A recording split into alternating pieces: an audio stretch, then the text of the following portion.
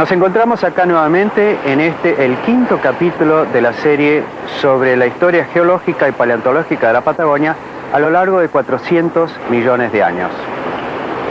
En los programas anteriores vimos lo que iba ocurriendo sobre el planeta Tierra a lo largo de las eras geológicas. En la era precámbrica vimos indicios del comienzo de la vida originada en el mar. En la era paleozoica vimos cómo algunas de esas formas ganaron la Tierra, seguidas por unos peces que se alimentaban de ellas, que a su vez se fueron convirtiendo en anfibios y reptiles a lo largo de millones de años de cambios evolutivos. Luego recorrimos la era mesozoica y sus tres periodos, el Triásico, el Jurásico y el Cretácico. Durante la era mesozoica se destacan el hecho de que a lo largo de 140 millones de años, los dinosaurios reinaron sobre nuestro planeta. Pero hace unos 65 millones de años, por causas aún debatidas, los dinosaurios y numerosas otras especies de animales y vegetales desaparecieron totalmente de la faz de la Tierra.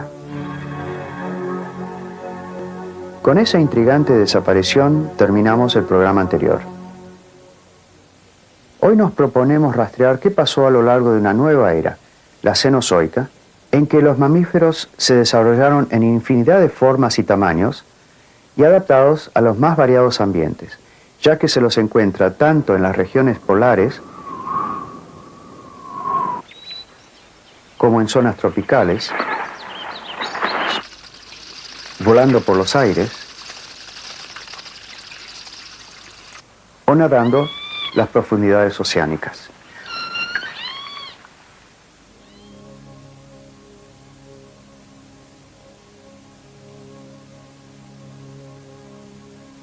A lo largo de esta era cenozoica, la superficie del planeta se comenzó a perfilar tal como la conocemos en la actualidad.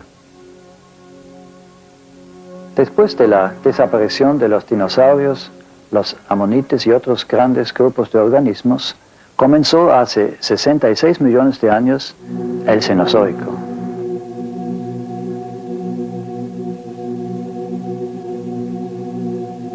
Esta era está caracterizada por la evolución explosiva de los mamíferos y de las angiospermas sobre toda la Tierra. El Cenozoico se subdivide en dos periodos, el terciario, de 64 millones de años de duración, y el cuaternario, que es el periodo en el cual vivimos nosotros y que se caracteriza por la aparición del hombre. El Cenozoico es un nombre compuesto de voces griegas que significa vida nueva. Y efectivamente es vida nueva porque es el momento en el que los mamíferos comienzan a ser los dominadores.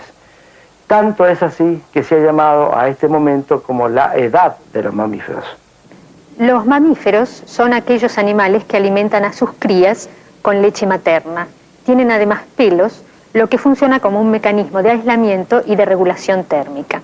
Esto está asociado al otro carácter que es la homeotermia, que es la generación de calor interno y el mantenimiento de una temperatura corporal constante. La homeotermia es uno de los factores decisivos que permitió a los mamíferos adaptarse a los nuevos ambientes que se fueron originando a medida que el planeta se iba enfriando paulatinamente. Esto representaba una dramática ruptura de aquella uniformidad de climas templados que caracterizó la era anterior.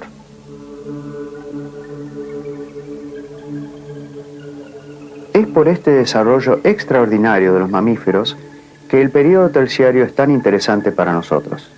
Y es sumamente importante, además, porque nosotros como mamíferos reconocemos nuestros orígenes justamente en los comienzos de esta era, cuando aparecen los primeros y más primitivos primates. Como en términos relativos ya nos estamos acercando a nuestro tiempo, hay muchos más indicios de lo que estaba ocurriendo sobre el planeta a todo lo largo de la era cenozoica. Por lo que hemos de dedicarle dos programas a este periodo terciario. Uno al terciario temprano y otro al terciario tardío.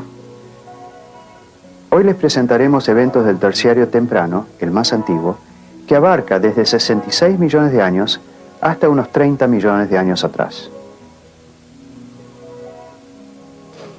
Los comienzos del Cenozoico están marcados todavía por la existencia de alguna suerte de conexión del continente sudamericano con América del Norte. Es decir, que hubo algún intercambio.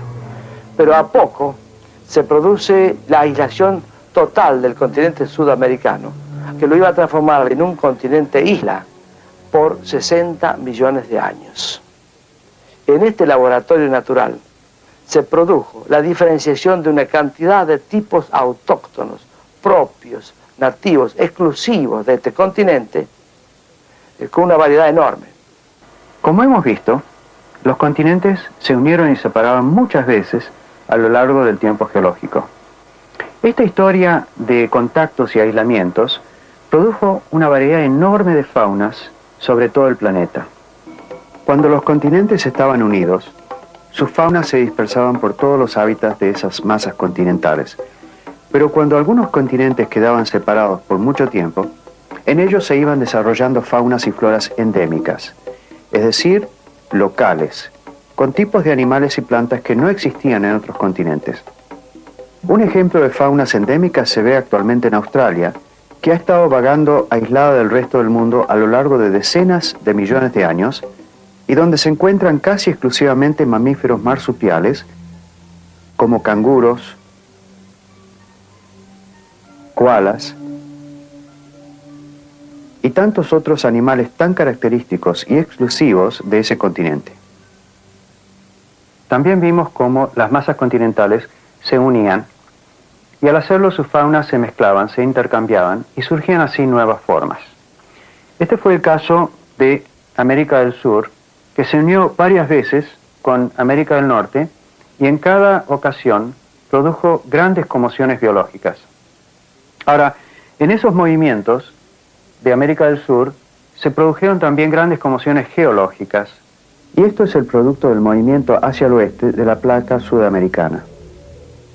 Como ya hemos visto, durante la era mesozoica, la placa sudamericana se independiza totalmente de la placa africana.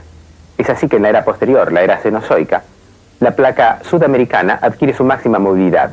Esa movilidad la obtiene mediante la subducción de los fondos oceánicos.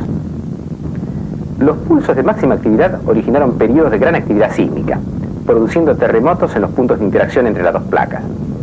A su vez, el hundimiento del fondo oceánico en esa zona de subducción, al ser sometido a enormes presiones, a través de fracturas de la corteza terrestre, que originaron una gran actividad volcánica.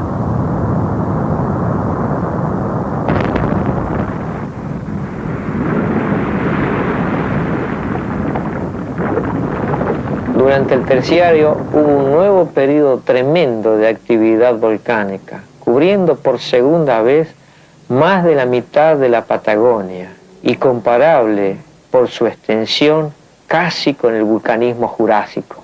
Pero en este caso el magma es basáltico, es decir que proviene de profundidades mayores que las que vimos en las riolitas del Jurásico. Los basaltos son rocas oscuras que fluyen fácilmente como lavas formando extensas mesetas. La erosión recorta estas mesetas con perfiles abruptos, dando ese paisaje tan característico de la Patagonia. Esas efusiones volcánicas que estaban sucediendo en la región cordillerana también emitieron una gran cantidad de cenizas que se proyectaron al aire y que fueron transportadas por los vientos a muchísimos kilómetros hacia el este. Esas cenizas preservan los restos de una cantidad de fauna, de vertebrados, que están actualmente representados en la parte central de la Patagonia. ¿No es el que está más arriba, está el otro? Qué abundante. Estamos en la gran barranca del Colehuapi, muy conocida en la historia de los mamíferos sudamericanos, porque ha provisto los más ricos documentos de los más aproximadamente 40 millones de años, o sea, desde los 60 millones de años, que son las capas más inferiores, hasta los 20 millones de años, las capas más superiores. Este lugar representa los niveles portadores de mamíferos más antiguos de esta localidad conocida como la Gran Barranca.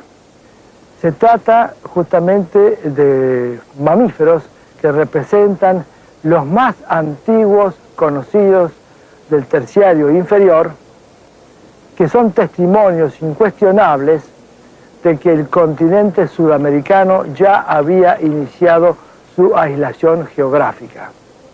Se trata de mamíferos muy pequeños, cuyas dimensiones medias no debieron pasar las de las ratas actuales.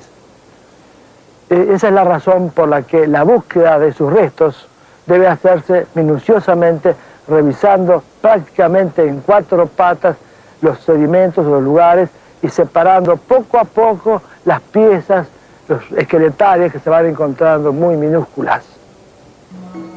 Es admirable cómo los paleontólogos pueden deducir cómo era la fauna de esos tiempos a través de elementos tan diminutos e incompletos. Es que mediante la comparación de esos restos fósiles con formas vivientes, pueden llegar a inferir cómo habrían sido los animales que, por ejemplo, poblaron la región patagónica hace 60 millones de años. Cuando uno estudia los esqueletos de mamíferos del Cenozoico, se pregunta cómo habrá sido el hábitat en que vivían. Veamos algunos vestigios de principios de esta era en la Patagonia argentina. En el Terciario inferior, en esta región de la Patagonia, se depositó una formación sedimentaria de origen fluvial. Este origen está certificado por las areniscas entrecruzadas que vemos aquí enfrente. Los cursos de agua fluvial eran muy intensos y traían madera de distinto tamaño que desembocaba en la costa prácticamente en el nivel del mar. Estas arenas contienen, en la actualidad, madera petrificada que corresponde a distintos grupos vegetales. Por ejemplo, estoy sentado sobre este tronco petrificado de Angiosperma. El grupo de las Angiospermas ha sido el que dominó las asociaciones florísticas de esa época. Entre ellas encontramos distintas familias, todas ellas certificando un clima húmedo y cálido.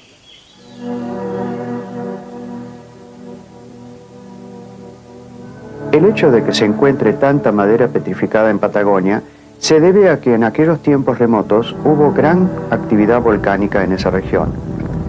Y esta se cubrió de cenizas volcánicas que sepultaron los árboles en vida, hecho que impidió que se descompusieran sus tejidos por las inclemencias del tiempo.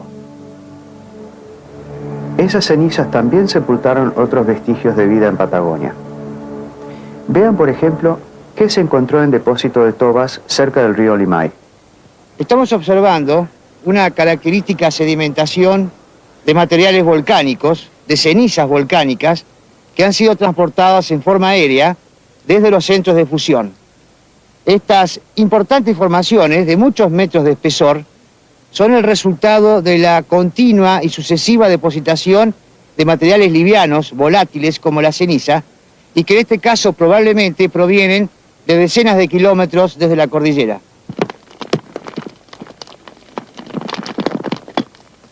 Estas rocas, llamadas tobas, son muy livianas, están formadas por materiales que se han depositado en una forma muy tranquila, muy lenta, muy suave, y han permitido en algunos casos la conservación de algunas evidencias fósiles. Si bien no es frecuente el hallazgo de yacimientos de insectos fósiles, si tenemos en cuenta las condiciones excepcionales que reinaron en el norte de la Patagonia durante el Terciario inferior, hace más o menos 60 millones de años, estas condiciones permitieron que importantes yacimientos de insectos fósiles quedaran conservados hasta la actualidad con una enorme variedad de formas muy similares desde el punto de vista estructural y morfológico a las formas de insectos actuales, asociados con otros restos animales o vegetales.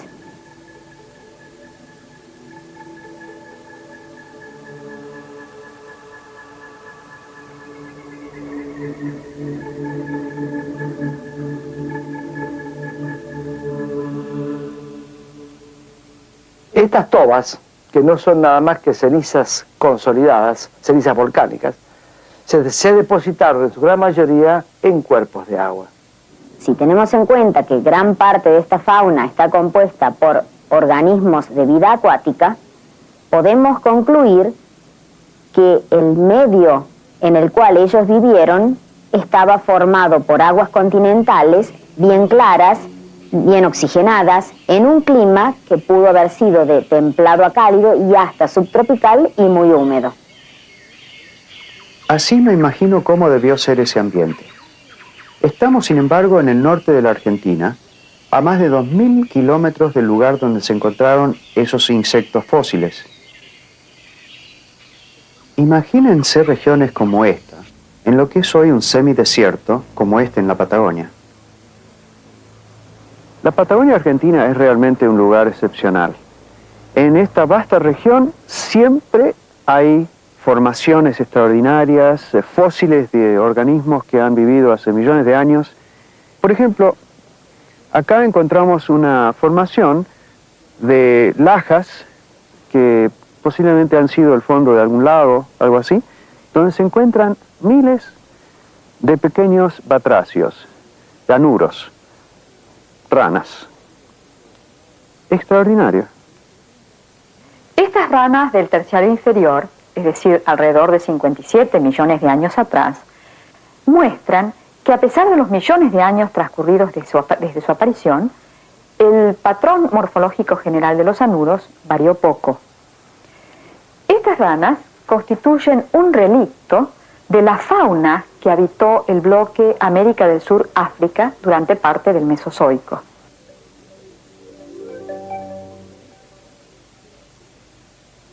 Vivían casi completamente en el agua, tanto los renacuajos como los adultos.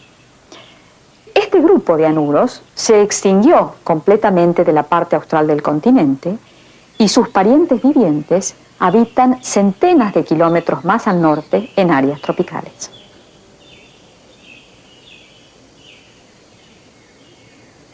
Estas ranas son muy elocuentes para conocer cuáles fueron las condiciones climáticas allí prevalentes en ese momento.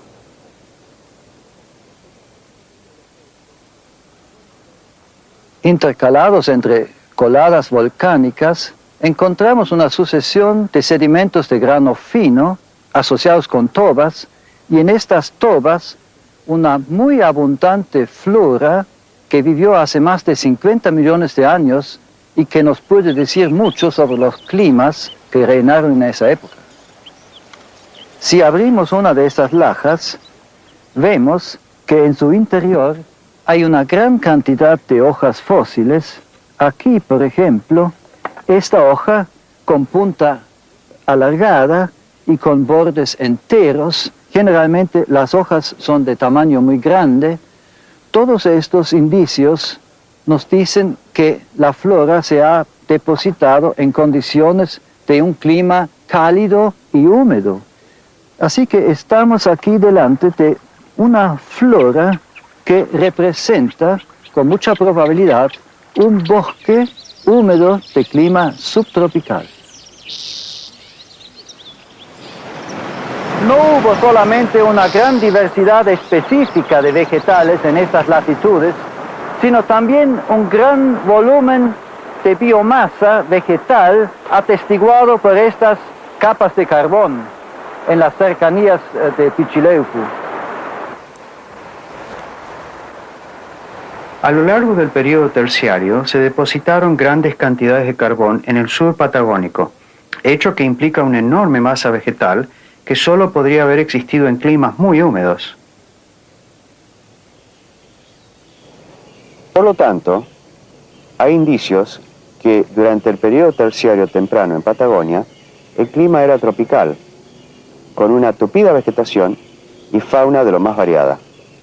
Vean, por ejemplo, lo que fue encontrado en el centro geográfico de la Patagonia. Unos hallazgos impresionantes de reptiles procedentes de la zona de Río Chico, de hace aproximadamente 55 millones de años, corresponden a restos de ofidios que alcanzaron tamaños sorprendentes. Los restos corresponden a fragmentos vertebrales. Si consideramos que una boa actual llega a tener un tamaño vertebral de este tipo, alcanzando unos 10 centímetros de diámetro y unos 3 metros de longitud, estas serpientes habrían llegado a tener tamaños descomunales. Por ejemplo, estos restos vertebrales corresponden a un ofidio que habría tenido unos 10 metros de longitud y unos 20 centímetros de diámetro. Y finalmente, una serpiente, que sería la más grande conocida, llegaría a tener unos 20 metros de longitud y 40 centímetros de diámetro. La existencia hace 50 millones de años de esa serpiente boa en lo que hoy es Cañadón Vaca, en Chubut, significa que existió entonces un clima cálido, ya que por su gran tamaño y la imposibilidad de protegerse del frío bajo tierra, estos reptiles solo habitan las zonas cálidas de la tierra, donde pueden mantener su actividad el año entero.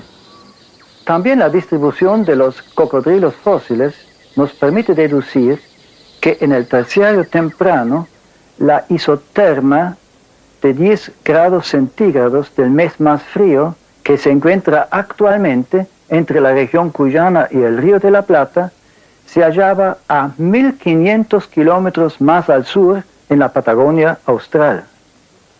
Este paisaje, que está en la línea de la isoterma de 10 grados de hace 50 millones de años, es, como ven ahora, una estepa semiárida.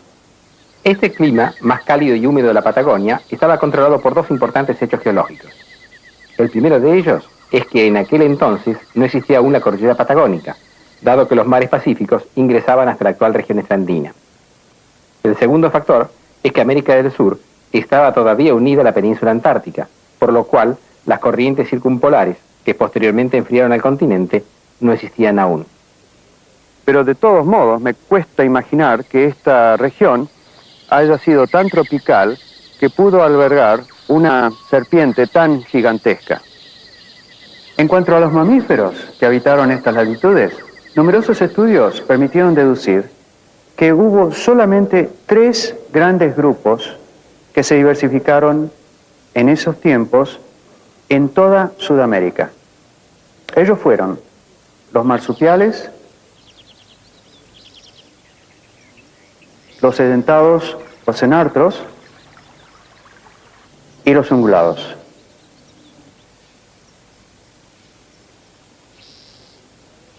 La fauna de mamíferos sudamericanos fue muy peculiar, única. Justamente uno de los caracteres de esta singularidad reside en que existieron marsupiales sumamente variados y extraordinarios. Como ustedes saben, los marsupiales son aquellos mamíferos en los que el desarrollo intrauterino es incompleto y es completado fuera del útero, en la bolsa marsupial. Estos marsupiales alcanzaron una diversidad, una variedad extraordinaria y cumplieron los roles más diversos del continente sudamericano. Los hubo desde formas carnívoras, cumpliendo todos los roles de carnívoros, como puede haber sido una forma como esta, hasta formas tan especializadas como esta, que es un equivalente marsupial de un diente de sable, conocido como es el esmilodonte, hasta formas que alcanzaron una adaptación a una vida cavadora, como las de muchos roedores, o otras formas que podríamos llamar como marsupiales monos, arborícolas,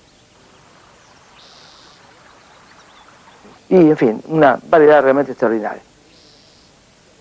Este ejemplar que hemos encontrado ahora es una mandíbula de un marsupial que fue muy abundante, de un grupo muy abundante en ese entonces acá, y que actualmente está representado por grupos relictuales, casi fósiles vivientes, que están constreñidos en su distribución a los altos bosques andinos de Colombia, Ecuador, Perú.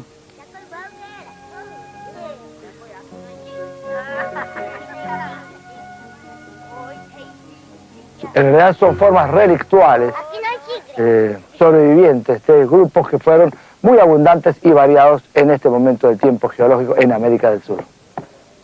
Aquí tenemos un marsupial de muy pequeño tamaño que en aspecto y hábitos es muy parecido o comparable a aquel que encontramos en la Gran Barranca, si bien no pertenece al mismo grupo. Estos animales son nocturnos, se puede observar por sus grandes ojos y grandes orejas, y principalmente insectívoro y parcialmente frugívoro. Este resto de marsupial prueba justamente de que los marsupiales en América del Sur, en este momento, fueron variados y tan importantes como lo son actualmente en Australia. Es decir, es un grupo que cumplió roles muy variados y este es uno de ellos, son formas insectívoras.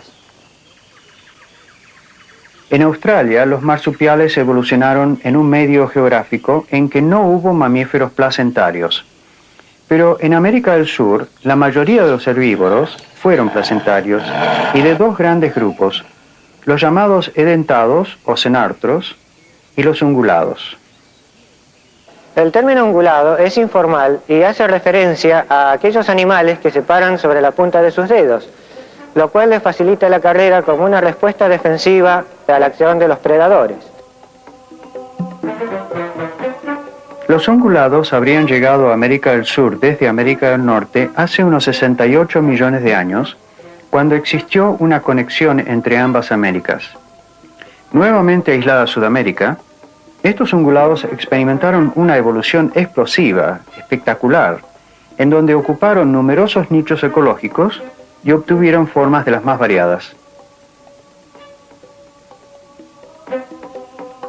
Los cambios climáticos que acaecieron en Patagonia durante esta época del Terciario inferior hicieron que la vegetación tupida, cerrada, se abriese un poco, lo cual creó ambientes nuevos como praderas o llanuras, hecho que permitía a los animales de la época correr. En estas praderas se constituyó un nuevo nicho ecológico que fue aprovechado por las angiospermas en forma de amplios y difundidos pastizales. En realidad, no todos los mamíferos herbívoros han sido ungulados. Aquellos que llegaron a América del Sur hace 68 millones de años eran digitígrados, pero la mayoría de ellos evolucionaron hacia la condición ungulado, apoyándose sobre la punta de sus dedos y acompañado de la reducción de los dedos laterales. Existen actualmente incontables ungulados en todo el mundo, muchos de los cuales son, además, animales domésticos.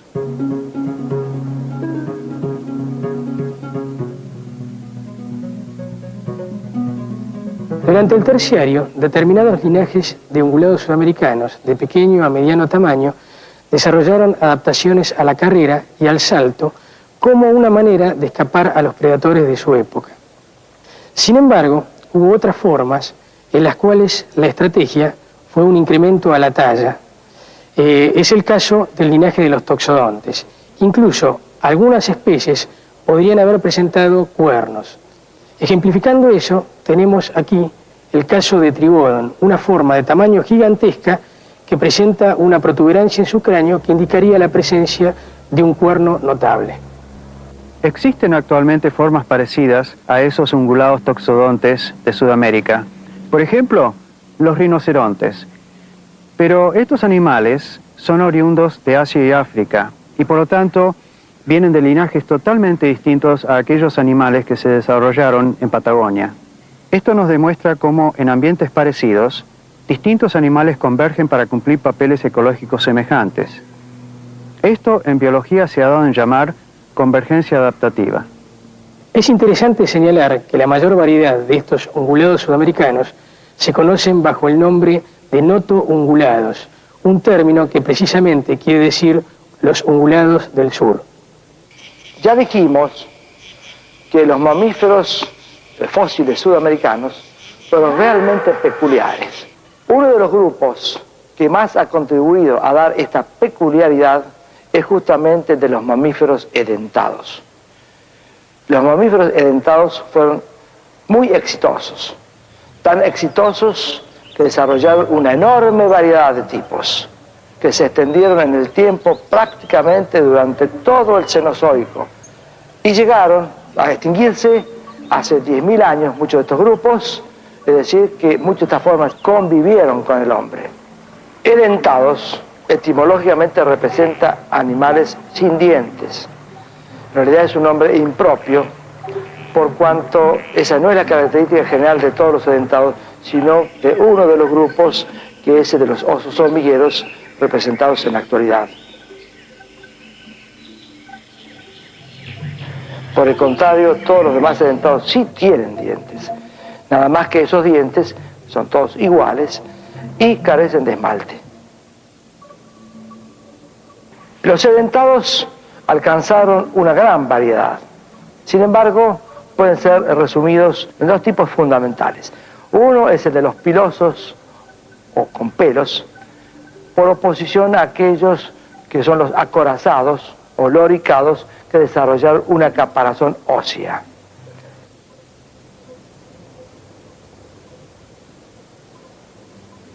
Acá en la Gran Barranca hemos encontrado numerosos restos de Xenarthra. Estos restos principalmente son placas de la coraza dorsal de armadillos que tienen representantes actuales. Los conocemos vulgarmente como peludos, mulitas, piches, que tienen una amplia distribución en toda Sudamérica.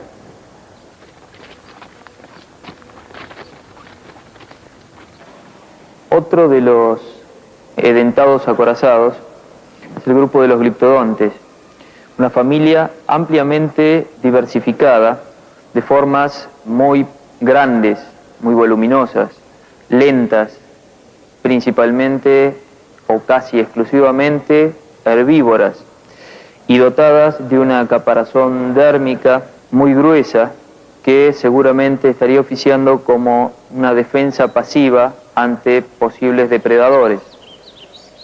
El otro gran grupo de Xenarthra es el de los pilosa. Son todas formas que no tenían el cuerpo cubierto por una caparazón dérmica, sino por un espeso cuero y con una abundante cantidad de pelos.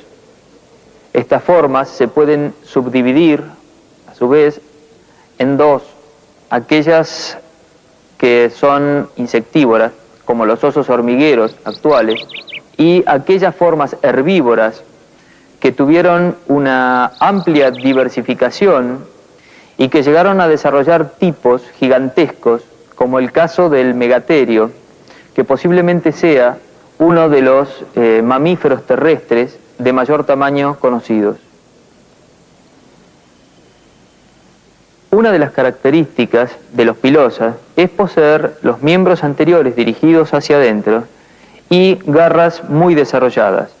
Estas le permitían, al erguirse en dos patas, quedar tomados de los árboles y de esta manera tener acceso a la vegetación superior. Los únicos representantes actuales de esa gran variedad de pilosos herbívoros que existieron durante millones de años son los perezosos, formas que están en áreas tropicales y que se alimentan exclusivamente de hojas. El megaterio fue sin duda alguna uno de los mamíferos terrestres más grandes que haya poblado la Tierra. Claro que si consideramos algunos mamíferos que viven en el agua, como las ballenas, estas pueden llegar a ser 3 veces más grandes que los megaterios. Lo que pasa es que en el agua no tienen los problemas de la gravedad que tienen que soportar los animales terrestres. Ahora que estamos en temas de aguas marinas, veamos qué convergencia de circunstancias trajo aparejado otro enigma que encierra la Patagonia: la aparición de 2 nuevos grupos de mamíferos en el territorio. La prolongada aislación del continente sudamericano, que hemos estimado en unos 60 millones de años, se vio interrumpida en un momento que estimamos en poco más de 34 millones de años, por la llegada de 2 grupos exóticos, que son los primates y los roedores. Estos 2 grupos se agregan así a todos los grupos nativos que se habían diferenciado durante esa gran y extendida aislación geográfica. No sabemos exactamente de qué continente o qué otro continente vinieron. Si estamos hablando del periodo terciario, hace unos 34 millones de años atrás, es difícil encontrar una explicación sencilla a este enigma, puesto que los continentes de África y Sudamérica ya estaban muy distanciados el uno del otro. América del Sur pudo haber estado unido en forma intermitente a América del Norte en esa época. Fue un momento de baja actividad en los océanos y, por lo tanto, de un notorio descenso del nivel del mar que pudo permitir el pasaje de este grupo de mamíferos. Durante el terciario, y debido a causas que afectaron a todo el planeta, la Patagonia fue escenario de repetidas transgresiones y regresiones del Océano Atlántico. Solo en las cercanías de la cordillera patagónica, a la altura de la actual ciudad de Bariloche, hubo pequeñas entradas transitorias del Océano Pacífico durante el terciario temprano. Pero hace algo más de 30 millones de años se produjo en todo el mundo un descenso del nivel de mar, un descenso que alcanzó alrededor de 200 metros. Sea por estas bajas de las aguas oceánicas o por otras razones que aún desconocemos, lo cierto es que dos nuevos grupos de mamíferos ingresaron a Sudamérica, los primates y los roedores. Los roedores conforman uno de los grupos de mamíferos más variados y diversos y complicados para su estudio, entre los que se encuentran las ratas, los ratones, las ardillas o los puercoespines, por ejemplo. Se los halla en una gran diversidad de ambientes, desde las selvas hasta los desiertos, y tienen hábitos muy diversos como pueden ser arborícolas o fosoriales. Están caracterizados por poseer una adaptación única del aparato masticatorio que consiste en el gran agrandamiento del primer par de incisivos, que son de crecimiento continuo y con los que roen, y hacia atrás el desarrollo de la batería de dientes yugales con los que procesan el alimento.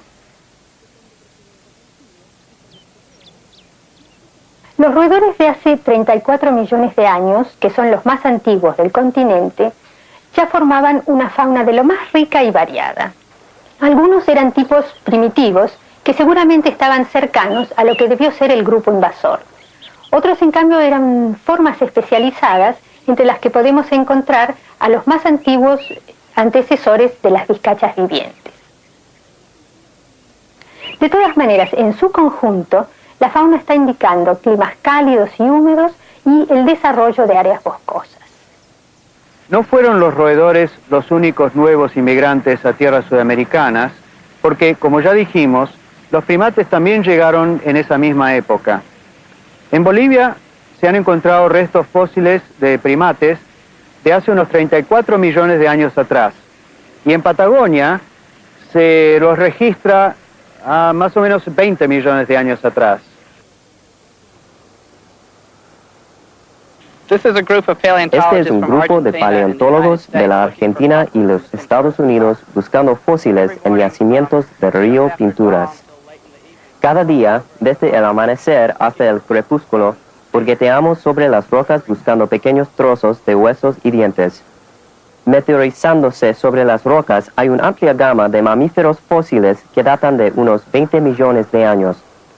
Entre ellos están los antecesores de los actuales perezosos, varios marsupiales y un gran número de monos. Los monos fósiles de Río Pinturas son en muchos aspectos lo más interesante de esta fauna, ya que nos dan claves de la historia evolutiva y la diversificación de los monos del Nuevo Mundo. Por un lapso relativamente breve de tiempo que abarca unos 5 o 6 millones de años, vivieron monos en Patagonia. Esto es un hecho sumamente interesante porque en la actualidad los monos viven mucho más al norte, lo que está indicando que en ese momento había condiciones ambientales muy especiales como el desarrollo de áreas boscosas y climas cálidos y húmedos. Los monos que se han encontrado en Patagonia son en general pequeños. Por ejemplo, en el área del río Pinturas se han encontrado restos que indican la presencia de monitos que no pesaban más de 1 kilo. Los primates son un grupo generalizado de mamíferos entre los que nosotros mismos nos encontramos. Tienen hábitos básicamente arborícolas y una dieta fundamentalmente omnívora.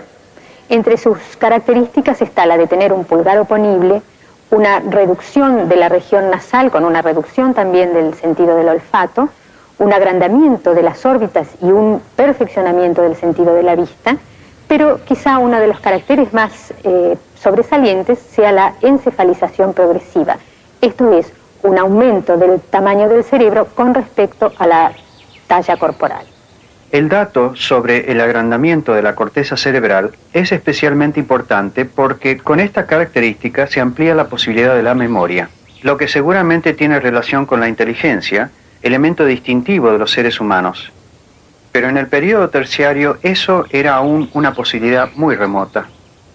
Durante este periodo, un nuevo fenómeno habría de influir profundamente sobre todos los organismos vivientes, aunque de una forma muy lenta, casi imperceptible.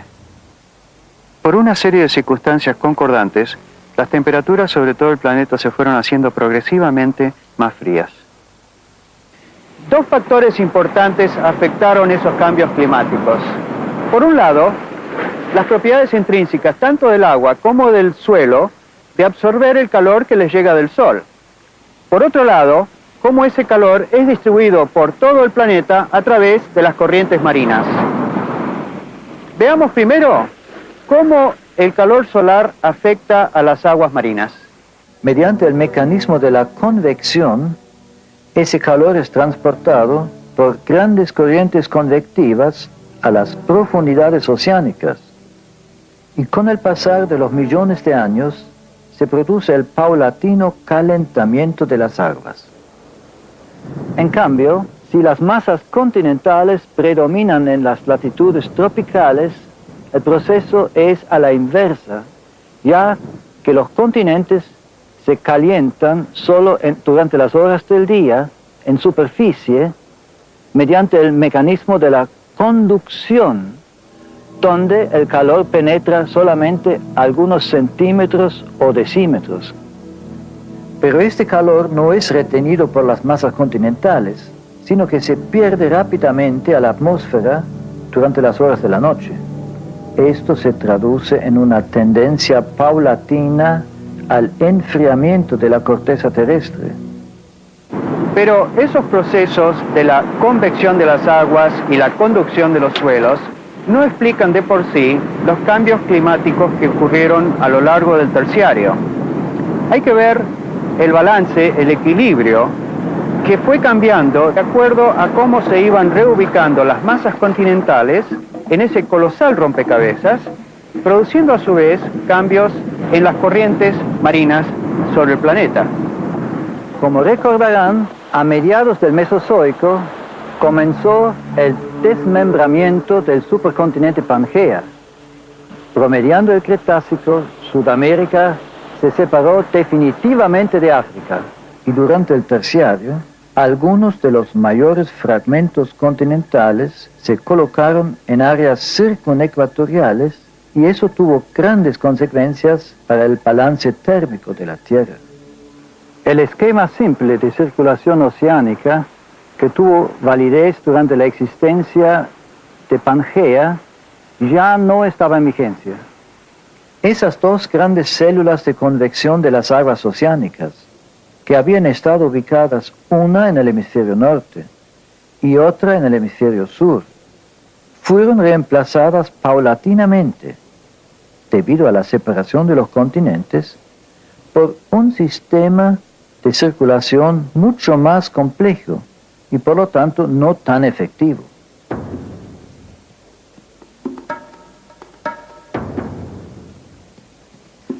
Durante el período terciario, los continentes seguían dispersándose y las aguas circularon en cuencas oceánicas aisladas. Así se produjo la pérdida de energía calórica y esto contribuyó al paulatino enfriamiento del globo. Es decir, que las condiciones ambientales fueron cambiando lentamente durante el periodo terciario hacia climas cada vez más fríos. Pero un nuevo hecho inesperado aceleró dramáticamente ese proceso.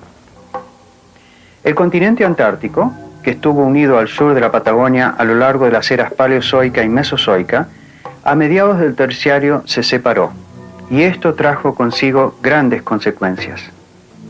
al separarse la península antártica de la Patagonia, se formó el pasaje de Drake y se instalaron corrientes marinas frías alrededor de Antártida. Estas corrientes frías también llegaron hasta los mares subecuatoriales y de este modo contribuyeron al enfriamiento paulatino del hemisferio sur. El desarrollo de corrientes circumpolares frías permitió un aislamiento aún más acentuado de la Antártida. Este aislamiento térmico aceleró el enfriamiento de este continente. El hecho de que el continente antártico estaba ubicado sobre el polo sur hizo que se enfriara paulatinamente y se cubriera de una capa de hielo perenne.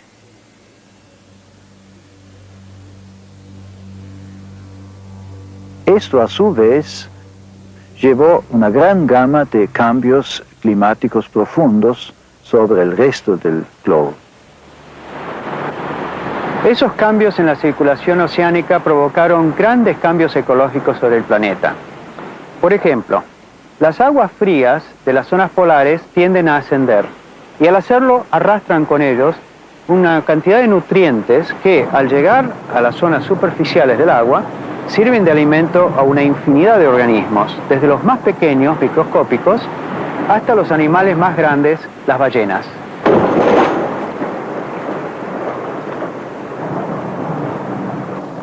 Esto provocó una proliferación del plancton marino y de los animales que se alimentan del plancton y de los animales que se alimentan de estos últimos. Entre ellos sufrieron una gran radiación, una gran diversificación, los vertebrados, peces, aves marinas como los pingüinos y los cetáceos.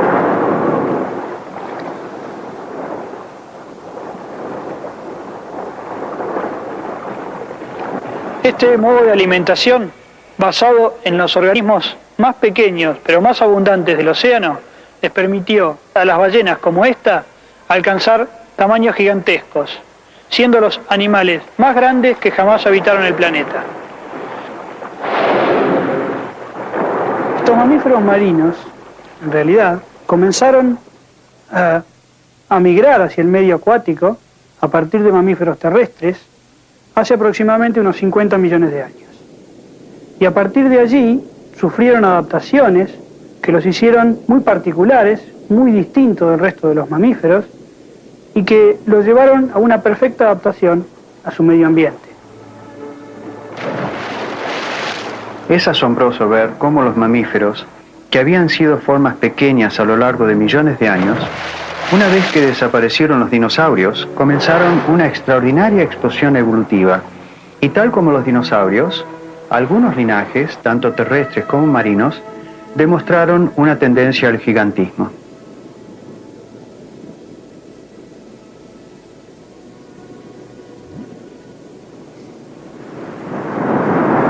Y bien, hemos terminado así nuestro recorrido por el período terciario temprano en Patagonia. Hagamos un pequeño resumen para ver qué hemos visto en él. Hace unos 68 millones de años, a principios de la era cenozoica, hubo una breve conexión, un puente terrestre entre los dos continentes americanos, a través del cual hubo un intercambio de faunas. Pero una vez que América del Sur se separó completamente de América del Norte y se convirtió en un continente isla por un periodo de unos 63 millones de años, se desarrollaron en el continente sudamericano solo 3 grupos de mamíferos: los marsupiales, los cenartros y los ungulados. Es decir, que aún no habían aparecido en este continente otros grupos de mamíferos que se estaban desarrollando plenamente en otros continentes. Sin embargo, curiosamente, hace 34 millones de años aparecieron 2 nuevos grupos de mamíferos en Sudamérica: los roedores y los primates, sin que sepamos a ciencia cierta de dónde provenían ni cómo llegaron. Con esto en mente los dejamos hoy. En el programa que viene seguiremos viendo los eventos más sobresalientes que seguían ocurriendo en Patagonia durante el periodo terciario, esta vez el terciario tardío.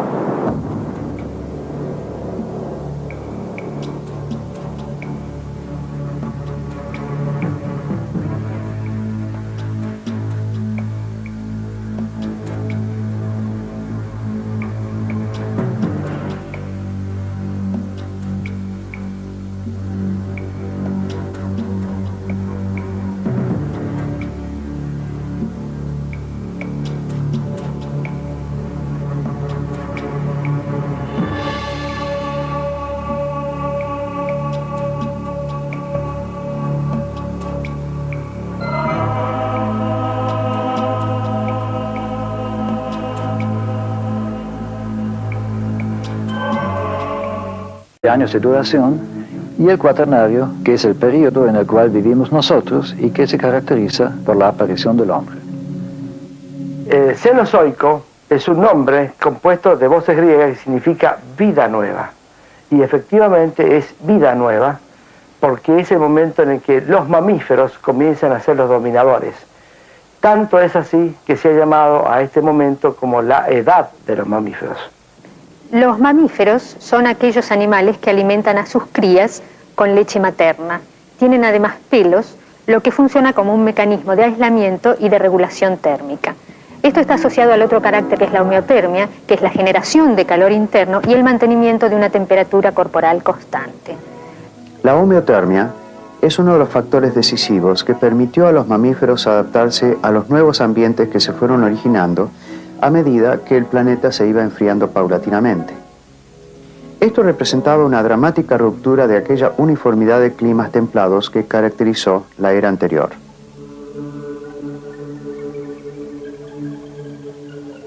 Es por este desarrollo extraordinario de los mamíferos que el periodo terciario es tan interesante para nosotros. Y es sumamente importante, además, porque nosotros como mamíferos reconocemos nuestros orígenes justamente en los comienzos de esta era, cuando aparecen los primeros y más primitivos primates. Como en términos relativos ya nos estamos acercando a nuestro tiempo, hay muchos más indicios de lo que estaba ocurriendo sobre el planeta a todo lo largo de la era cenozoica. Por lo que hemos de dedicarle 2 programas a este periodo terciario. Uno al terciario temprano y otro al terciario tardío. Hoy les presentaremos eventos del terciario temprano, el más antiguo, que abarca desde 66 millones de años hasta unos 30 millones de años atrás. Los comienzos del Cenozoico están marcados todavía por la existencia de alguna suerte de conexión del continente sudamericano con América del Norte. Es decir, que hubo algún intercambio. Pero a poco se produce la aislación total del continente sudamericano, que lo iba a transformar en un continente isla por 60 millones de años. En este laboratorio natural se produjo la diferenciación de una cantidad de tipos autóctonos, propios, nativos, exclusivos de este continente, con una variedad enorme. Como hemos visto, los continentes se unieron y separaron muchas veces a lo largo del tiempo geológico. Esta historia de contactos y aislamientos produjo una variedad enorme de faunas sobre todo el planeta. Cuando los continentes estaban unidos, sus faunas se dispersaban por todos los hábitats de esas masas continentales. Pero cuando algunos continentes quedaban separados por mucho tiempo, en ellos se iban desarrollando faunas y floras endémicas, es decir, locales, con tipos de animales y plantas que no existían en otros continentes. Un ejemplo de faunas endémicas se ve actualmente en Australia, que ha estado vagando aislada del resto del mundo a lo largo de decenas de millones de años y donde se encuentran casi exclusivamente mamíferos marsupiales como canguros, koalas y tantos otros animales tan característicos y exclusivos de ese continente. También vimos cómo las masas continentales se unían y al hacerlo sus faunas se mezclaban, se intercambiaban y surgían así nuevas formas. Este fue el caso de América del Sur, que se unió varias veces con América del Norte y en cada ocasión produjo grandes conmociones biológicas. Ahora, en esos movimientos de América, 2000 kilómetros del lugar donde se encontraron esos insectos fósiles. Imagínense regiones como esta, en lo que es hoy un semidesierto, como este en la Patagonia. La Patagonia Argentina es realmente un lugar excepcional. En esta vasta región siempre hay formaciones extraordinarias, fósiles de organismos que han vivido hace millones de años. Por ejemplo, acá encontramos una formación de lajas que posiblemente han sido el fondo de algún lago, algo así, donde se encuentran miles de pequeños batracios, anuros, ranas. Extraordinario. Estas ranas del terciario inferior, es decir, alrededor de 57 millones de años atrás, muestran que a pesar de los millones de años transcurridos desde su aparición, el patrón morfológico general de los anuros varió poco. Estas ranas constituyen un relicto de la fauna que habitó el bloque América del Sur-África durante parte del Mesozoico.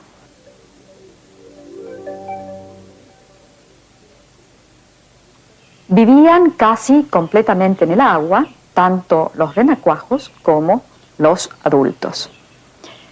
Este grupo de anuros se extinguió completamente de la parte austral del continente y sus parientes vivientes habitan centenas de kilómetros más al norte en áreas tropicales.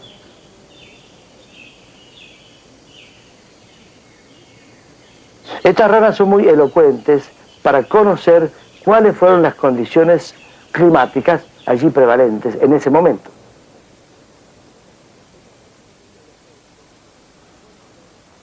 Intercalados entre coladas volcánicas, encontramos una sucesión de sedimentos de grano fino asociados con tobas, y en estas tobas una muy abundante flora que vivió hace más de 50 millones de años y que nos puede decir mucho sobre los climas que reinaron en esa época. Si abrimos una de estas lajas, vemos que en su interior hay una gran cantidad de hojas fósiles. Aquí, por ejemplo, esta hoja con punta alargada y con bordes enteros. Generalmente las hojas son de tamaño muy grande. Todos estos indicios nos dicen que la flora se ha depositado en condiciones de un clima cálido y húmedo. Así que estamos aquí delante de una flora que representa con mucha probabilidad un bosque húmedo de clima subtropical. No hubo solamente una gran diversidad específica de vegetales en estas latitudes, sino también un gran volumen de biomasa vegetal atestiguado por estas capas de carbón en las cercanías de Pichileucu. A lo largo del periodo terciario se depositaron grandes cantidades de carbón en el sur patagónico, hecho que implica una enorme masa vegetal que solo podría haber existido en climas muy húmedos. Por lo tanto, hay indicios que durante el periodo terciario temprano en Patagonia, el clima era tropical, con una tupida vegetación y fauna de lo más variada. Vean, por ejemplo, lo que fue encontrado en el centro geográfico de la Patagonia. Unos hallazgos impresionantes de reptiles procedentes de la zona de Río Chico de hace aproximadamente 55 millones de años corresponden a restos de ofidios.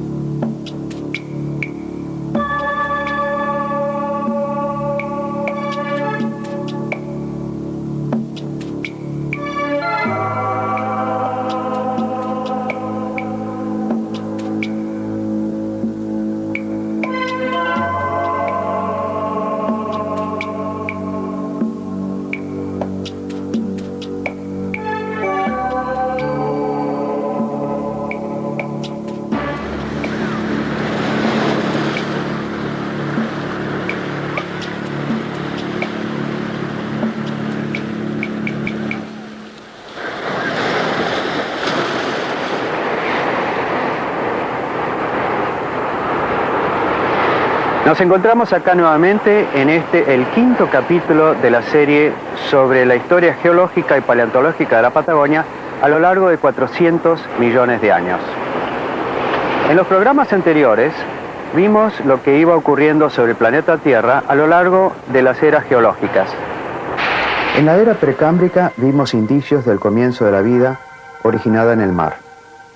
En la era paleozoica vimos cómo algunas de esas formas ganaron la Tierra, seguidas por unos peces que se alimentaban de ellas, que a su vez se fueron convirtiendo en anfibios y reptiles a lo largo de millones de años de cambios evolutivos. Luego recorrimos la era mesozoica y sus tres periodos, el Triásico, el Jurásico y el Cretácico. Durante la era mesozoica se destacan el hecho de que a lo largo de 140 millones de años, los dinosaurios reinaron sobre nuestro planeta. Pero hace unos 65 millones de años, por causas aún debatidas, los dinosaurios y numerosas otras especies de animales y vegetales desaparecieron totalmente de la faz de la Tierra. Con esa intrigante desaparición terminamos el programa anterior. Hoy nos proponemos rastrear qué pasó a lo largo de una nueva era, la Cenozoica, en que los mamíferos se desarrollaron en infinidad de formas y tamaños y adaptados a los más variados ambientes, ya que se los encuentra tanto en las regiones polares como en zonas tropicales, volando por los aires o nadando las profundidades oceánicas.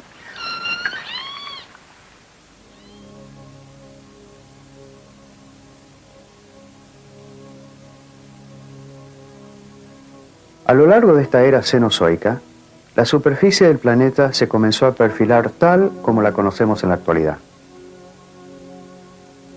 Después de la desaparición de los dinosaurios, los amonites y otros grandes grupos de organismos, comenzó hace 66 millones de años el Cenozoico.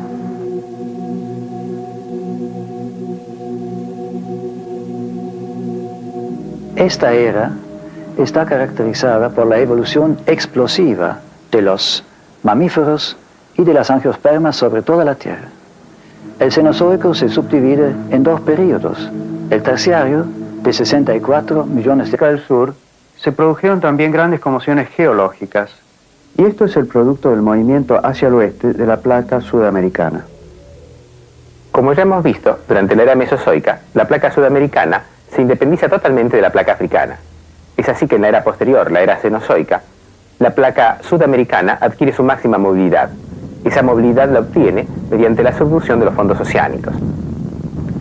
Los pulsos de máxima actividad originaron periodos de gran actividad sísmica, produciendo terremotos en los puntos de interacción entre las dos placas. A su vez, el hundimiento del fondo oceánico en esa zona de subducción, al ser sometido a enormes presiones, a través de fracturas de la corteza terrestre, que originaron una gran actividad volcánica.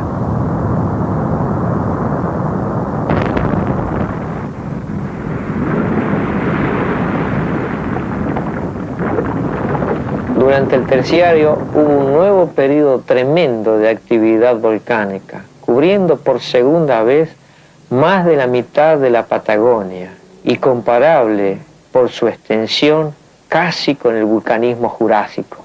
Pero en este caso el magma es basáltico, es decir que proviene de profundidades mayores que las que vimos en las riolitas del Jurásico. Los basaltos son rocas oscuras que fluyen fácilmente como lavas formando extensas mesetas. La erosión recorta estas mesetas con perfiles abruptos, dando ese paisaje tan característico de la Patagonia.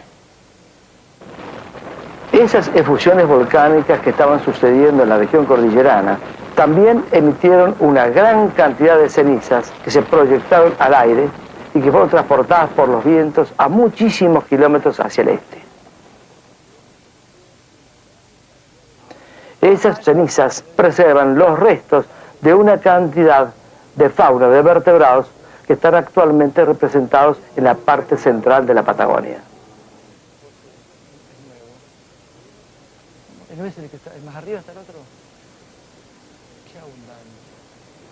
Estamos en la gran barranca del Colo Huapi, muy conocida en la historia de los mamíferos sudamericanos, porque ha provisto los más ricos documentos de los más aproximadamente 40 millones de años, o sea, desde los 60 millones de años, que son las capas más inferiores, hasta los 20 millones de años, las capas más superiores.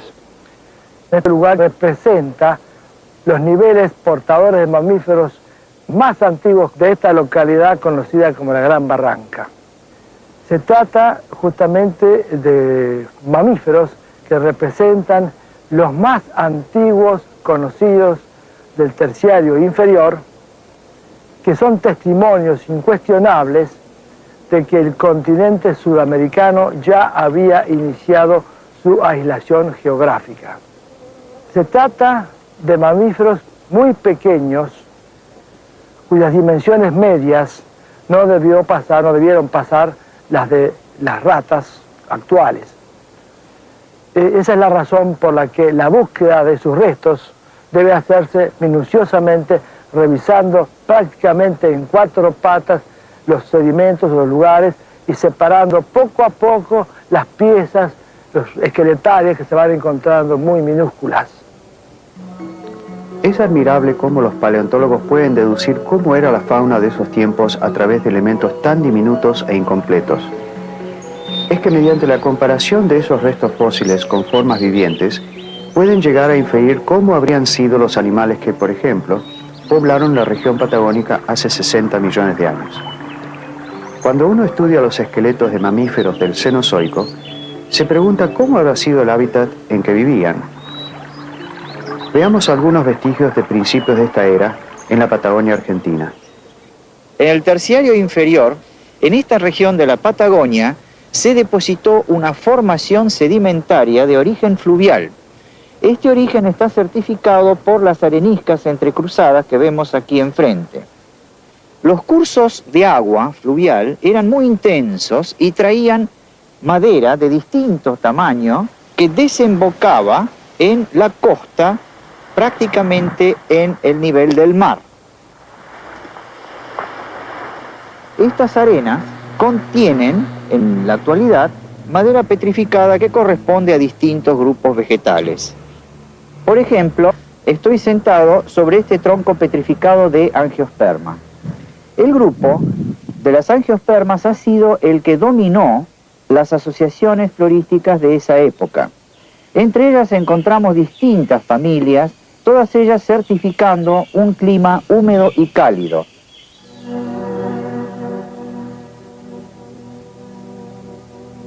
El hecho de que se encuentre tanta madera petrificada en Patagonia se debe a que en aquellos tiempos remotos hubo gran actividad volcánica en esa región. Y esta se cubrió de cenizas volcánicas que sepultaron los árboles en vida, hecho que impidió que se descompusieran sus tejidos por las inclemencias del tiempo. Esas cenizas también sepultaron otros vestigios de vida en Patagonia. Vean, por ejemplo, qué se encontró en depósito de tobas cerca del río Limay. Estamos observando una característica sedimentación de materiales volcánicos, de cenizas volcánicas, que han sido transportadas en forma aérea desde los centros de fusión. Estas importantes formaciones de muchos metros de espesor son el resultado de la continua y sucesiva depositación de materiales livianos, volátiles como la ceniza, y que en este caso probablemente provienen de decenas de kilómetros desde la cordillera.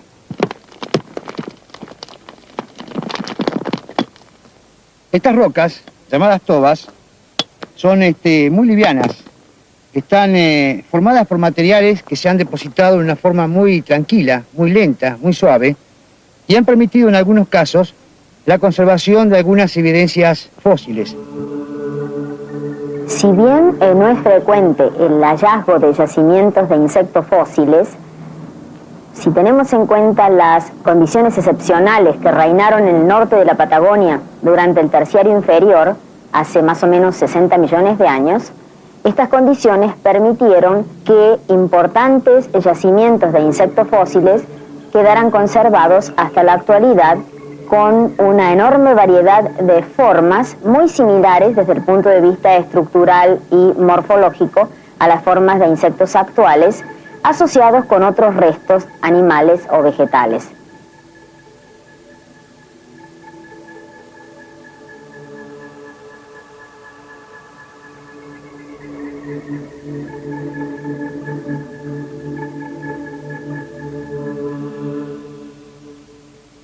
Estas tobas, que no son nada más que cenizas consolidadas, cenizas volcánicas, se depositaron en su gran mayoría en cuerpos de agua. Si tenemos en cuenta que gran parte de esta fauna está compuesta por organismos de vida acuática, podemos concluir que el medio en el cual ellos vivieron estaba formado por aguas continentales bien claras, bien oxigenadas, en un clima que pudo haber sido de templado a cálido y hasta subtropical y muy húmedo. Así me imagino cómo debió ser ese ambiente. Estamos, sin embargo, en el norte de la Argentina, a más de